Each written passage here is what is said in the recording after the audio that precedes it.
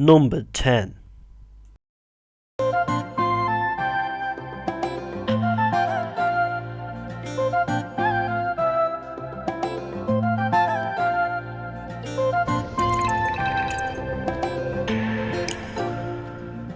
Grow Home. Some of you might be surprised to see this on the list, but I thoroughly enjoyed my time at Grow Home. Some of you may not even remember that it came out this year. It came out on February the 4th, 2015, and it was actually made by Ubisoft Reflections, and in my opinion it was a better Assassin's Creed game than Assassin's Creed.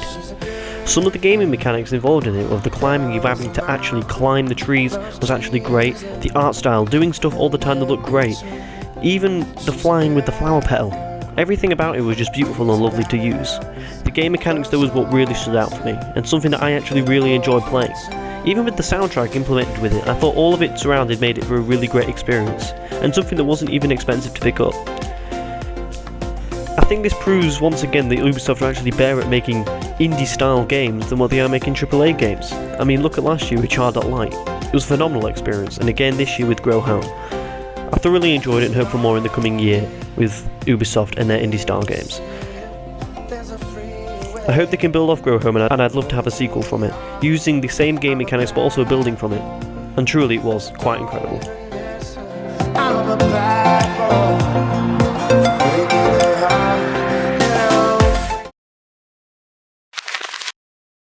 Number 9.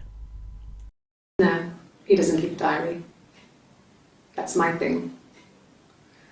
I've kept one, well, as long as I can remember, since I was a girl. Helps make sense of my day.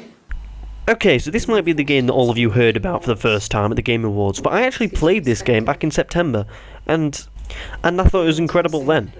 I mean, I know it came out in June and it did take a while for me to get to it, but I did hear quite a bit of hype from some of the YouTubers, and I loved the way that it incorporated side stories into the game than what it did with the main story. For example, one of the things that you could spot in some of the clips, because the game, it made you find clues and things between different clips with interviews with this actor, and the way that you could find things like tattoos and then they'd be disappeared in the next clip, and you could ask about that and then find these things about these different cults. The side parts of the game were incredible, and the overall story was great, and the acting performance from Fever Cypher was truly a positive of the game. I would recommend this to anyone to try it, because FMV games in the modern day haven't really lived up to their expectations, and they are starting to make a comeback, and I hope to see more from them in the next year. The story, I can't stress enough how good I thought it was. I was thoroughly immersed into the game within an hour, and I couldn't stop playing it until its finished. The mechanics of the game as well were revolutionary in my eyes. Actually finding police interviews and finding differences and all the different styles and the questions and the answers was great to explore. Also the fact that this game was set in the past and you could really see that, and the style of the camera shots was great. The changes in communication was just all signs of how the story progressed with the one character, and I would truly recommend this game to anyone. I guess I just put it together later, once I was older. Number 8.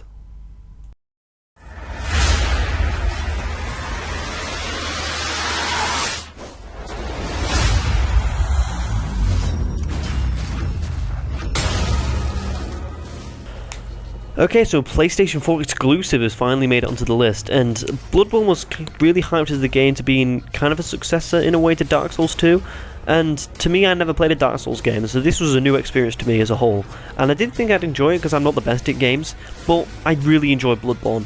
The reason being because it was very rewarding to take part in these boss battles. I know they were hard, and I've heard that it wasn't as hard as Dark Souls 1, 2, and even Demon Souls, but for me, to struggle against these bosses and die so many times like I normally do, but even more in Bloodborne, and then come back and actually finally get the kill, was a great feeling and made you feel like going, oh yes, get in, thank fuck. The addictiveness of the game really got me hooked. The time I had with the game was truly amazing, and I can't wait to play the expansion. The story for me was also satisfying with all the lycanthropy and all this crazy stuff that was going on, but also the art style really got me hooked, this kind of dark Victorian London style. The bosses were truly frightening, and I was truly scared of them when they crept up on me in dark locations and things like that. And also some of the travelling locations and some of the travelling mechanics that they incorporated was different to me, and I fancied a change and I truly enjoyed it. Bloodborne seems like a game that I would recommend to people who were kind of intimidated by Dark Souls but want to give it a shot. and I think it's a good stepping stone to try that, because I'm really looking forward to trying Dark Souls 3 in the coming year. Bloodborne for me at the time was one of those games that wouldn't really catch my radar at release, but once I heard all the positive things about it, I thought about giving it a go, and it was just another sign of a game for me this year, where I gave something new a go and I truly enjoyed it, and I was thankful that I gave it a try. Even though there's been some complaints by some Dark Souls fans that the difficulty wasn't hard enough, I truly felt it wasn't enough for me. And I also felt that the different boss mechanics made the game interesting enough to keep coming back and playing it. Hell, I wouldn't be that addicted if I wasn't interested in the game mechanics. I can't stress this enough how I was satisfied with the story. This was the biggest gripe and complaints from people, but the story for me, I was generally interested, and it was something different.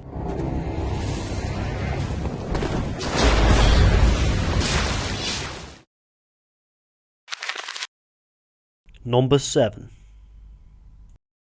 When was the last time you saw Kate Vine? It was last Thursday in the college library. Oh, just Kate being Kate, you know, a bit wild. Okay, I'm going to guess that 99.9% of you are going to be asking, the fuck is this, Connor? What the hell, another FMV game, the top 10? Contradiction, what the fuck is that shit? But anyway, Contradiction for me was a game that caught my eye after it was played by a few select YouTubers and was kind of spread across the internet, and I heard a lot about it. The story and the acting, to me, was hilarious. I mean, it was a game where you're a police officer asking all these questions that didn't take itself too seriously. And it just all come together in this mushy goodness. And this game was started off as a £14,000 Kickstarter, which got underway and was filmed locally in St Helens. I was so glad that I gave this game a go, and it's really one of my favourite games of the year. Hell, it's at number 7. The interesting mechanic as well of finding contradictions in what the people have said and not finding contradictions against other people was something that I truly admired and led to some opening ups in the story. The supernatural elements as well caught me by surprise, and another reason why I loved it, because it didn't take itself too seriously. This is an example of a game that does the Kickstarter right. You know, it gets the correct funding, it makes the game does well, it's released on Steam, makes more money, and now I've heard that a sequel is in the works for next year, and I cannot wait to play it. I hope it ties up all the loose ends in the game, and of what I heard from Tim Barlow, to making this game, you know, last over a week instead of over one night, and being able to manipulate into more different rooms, and rooms change over time, is something that I cannot wait to play. And I need more from Contradiction, and everyone should play this. Go get this game now, stop watching the video, go try it, and I'm being serious, you'll love it. Contradiction and Her Story were two games that really made me fall in love with FMV again. I can't wait for more to come out, and I truly think it's something that can be done now in the modern gaming world, even with all this new fancy technology.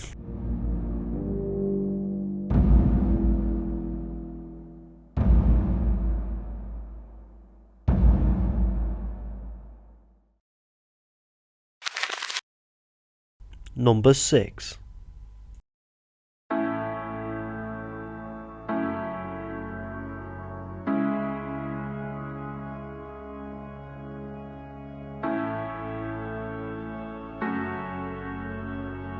Football Manager 2016. Okay, I can guess that a lot of you saw this coming. I'm a football fan, so to actually have a good football game is, Football Manager is the only one you can rely on. And this is the game which I put most hours in this year. And I know that it's always said to have minor improvements year on year out, but I truly think that this one has improved a lot from the previous, and mainly on the bug fixing side, especially on online play, because when I'm playing this game with my friends, the amount of times it crashed and had to go back to the save and lose a few games was frustrating last year. I haven't had that problem at all this year. Plus the create a club feature is great, make the team that anyone wants to make, full of youngsters, start off in a low league and see how good you can rise, or start off in the Premier League and see how you can contend with all these top teams. You can really know how it feels to be a football manager now, and I think all the new mechanics and how it's streamlined in certain areas has made it a much more fun experience. However, some people do say that it's hard to get into, and for that I would agree, because for Football Manager there's two types of people.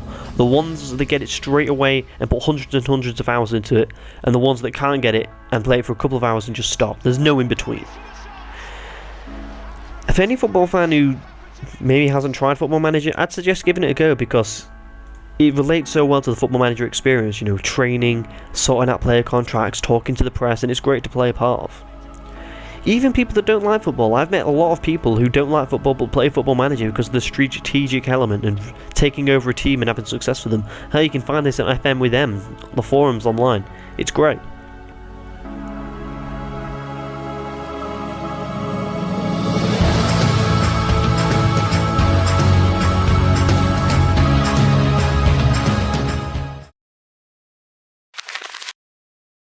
Number 5.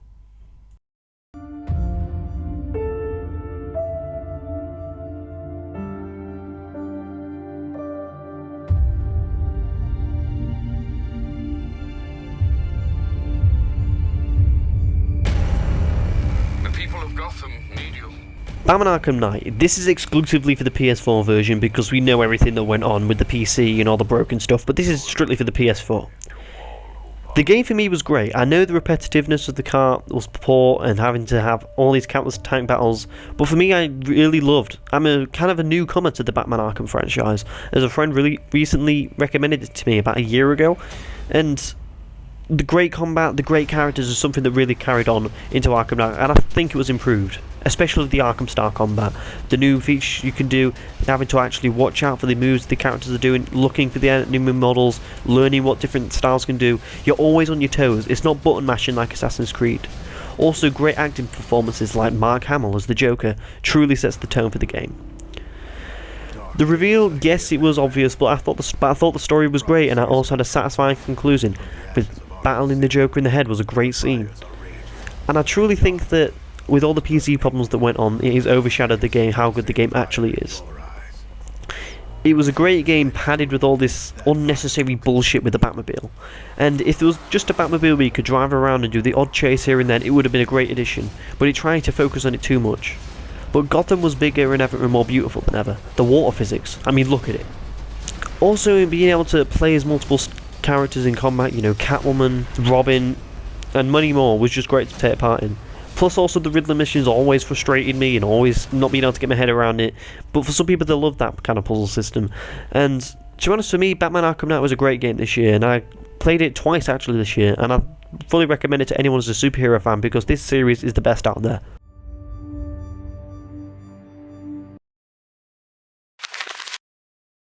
Number 4. Ready to fuck some shit up?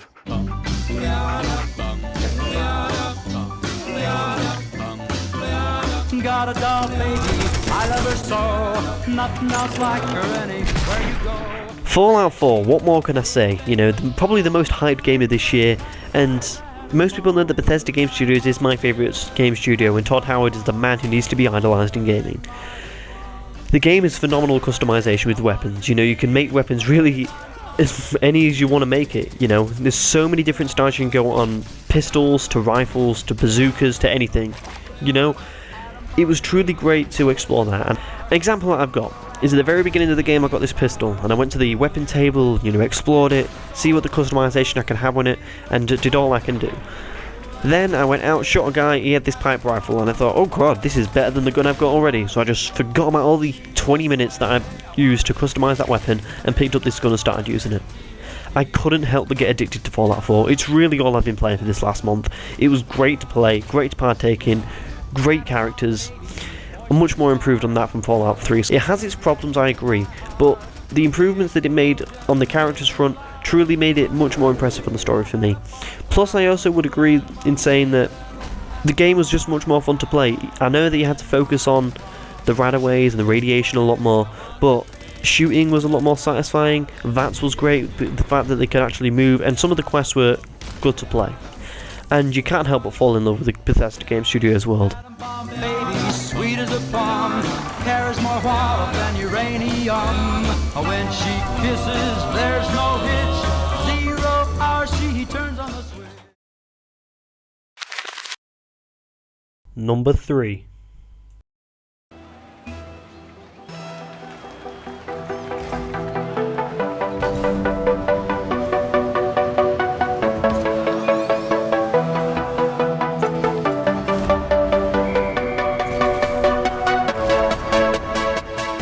Okay, Rocket League or Fallout 4, how does that work? Because Rocket League is really the most fun I've had in a game in a very, very, very long time.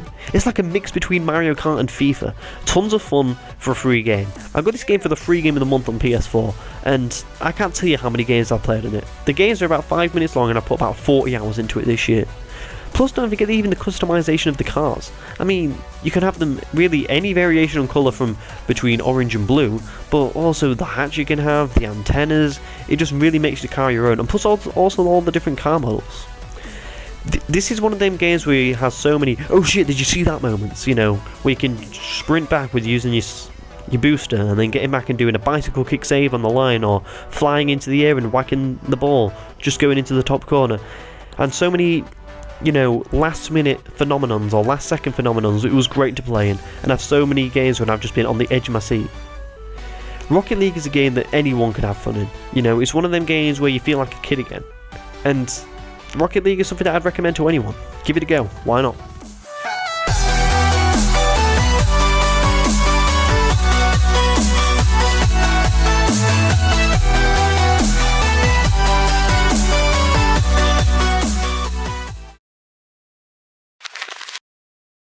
Number 2.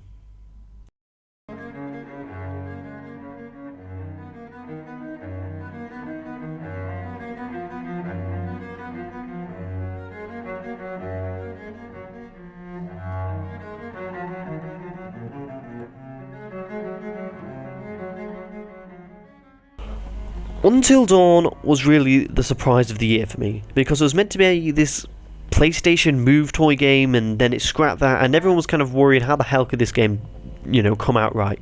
But in my opinion, it was a David Cage game done right.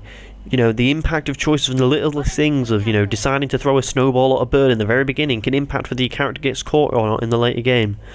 Reading up on books and actually learning your stuff can actually save a character.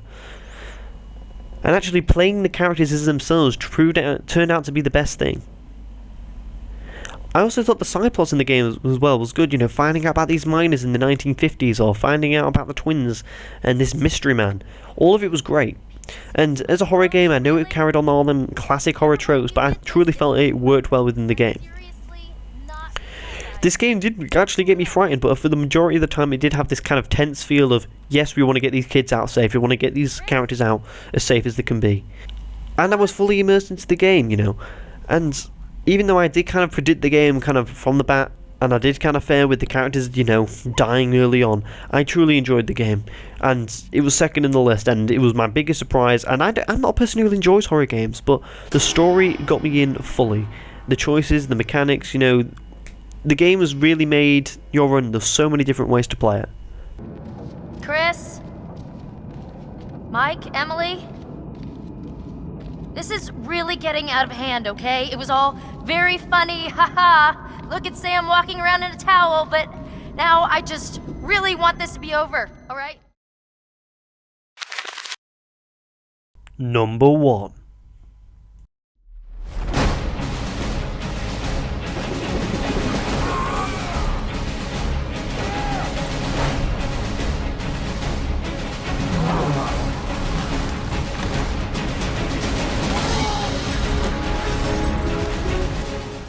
What can I say? It's got all the plaudits. If you followed my channel all and watched any gaming video, you've heard me talk nothing about this game all year. I love The Witcher 3. I love the whole series, even The Witcher 1, which has got these rough combat systems and rough game on the whole, but The Witcher 3 is just a phenomenal conclusion to this trilogy. I thoroughly thought this story of the game was absolutely incredible. The choices you could make, you could even kind of roleplay Geralt this time, which is something that I didn't feel you could do in the previous 2 Witcher games. You know, all the great interesting characters you meet, the world feels alive with all the people, all the NPCs, you know, meeting the Baron and his conclusion to the story, meeting Dandelion, all these different quests you could do, even the ones on Fyke Isle, the ones with Kira. It was great. It was a phenomenal game. Going over to Skellige was phenomenal. There was so much great stuff in this game, and I've never played a game that's had this much value for money on these current gen systems. It shows that it can be done with a smaller budget as well. I mean, look how much money the CD Projekt Red had compared to Fallout 4. Probably half the budget and probably half the size team. It was a small team in Poland, and everyone who went away and played this game has always come out with positive things to say about it. The combat was much improved from The Witcher 2 as well, and even though the potions were streamlined and became more casual in a way than what it was in Witcher 2, I still enjoyed it. I enjoyed running around the world, which is something that I haven't really had since Skyrim, to be honest with you. And I've played this game 3 times this year. I've already got over 200 hours in it. What can I say? I can't wait to play more of The Witcher 3 and the Bloods and the Wine expansion coming out next year. I haven't played the Hearts of the Stone yet, and I'm waiting for this new expansion to play it, but I've heard it's great, and I've not been reading up on any story spoilers or anything. Okay, so that is my top 10 games of the year. Keep on the lookout on the channel for the other lists that are coming out, by the way. Most anticipated for next year, the gaming controversies, bad games of the year, and gaming surprises as well of this year. Leave in the comments what your top 10 games are, or top 5, or top 1, or whatever.